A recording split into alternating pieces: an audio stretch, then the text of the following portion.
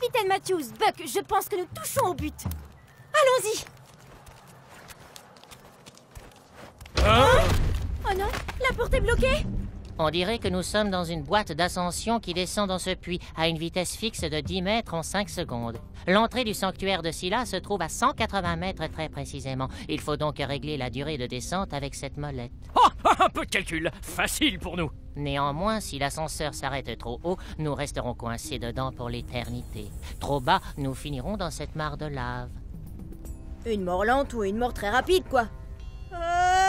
Chut, Carl, au lieu de pleurer, propose-nous une solution. Ok, alors voyons. On peut appliquer la règle de 3. Voilà. Alors, 5 fois 181, 900, divisé par 10, 90. Oui, ça serait plus rapide en calcul mental.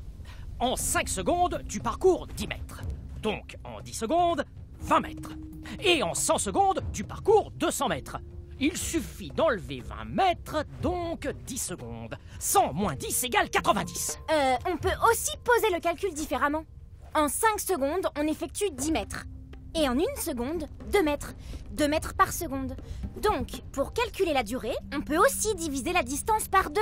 180 divisé par 2 égale 90. Oh, moi aussi j'ai une méthode. Regardez. 10 mètres, 5 secondes. 20 mètres, 10 secondes. 30 mètres, 15 secondes. 40 mètres... Il faut à tout prix qu'on y arrive, car je ne tiendrai jamais une éternité dans cet ascenseur avec lui. 170 mètres, 85 secondes, 180 mètres, 90 secondes. Oui, c'est bon. Puisqu'on est tous d'accord, je vais régler le mécanisme sur 90.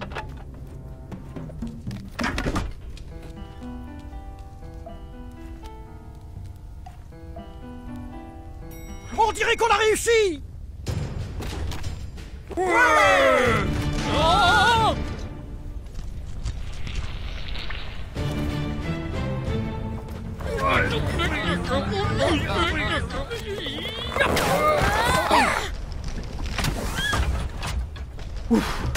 On est chaud.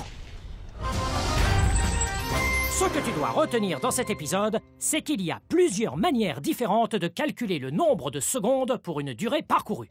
Nous savons que l'ascenseur parcourt 10 mètres en 5 secondes et nous nous demandons en combien de temps nous allons parcourir 180 mètres. Première méthode. Carl applique la règle de 3. Trouver la donnée manquante, il multiplie 180 par 5 et divise par 10. Il obtient 90 secondes. Deuxième méthode. Pour ma part, je fais du calcul mental.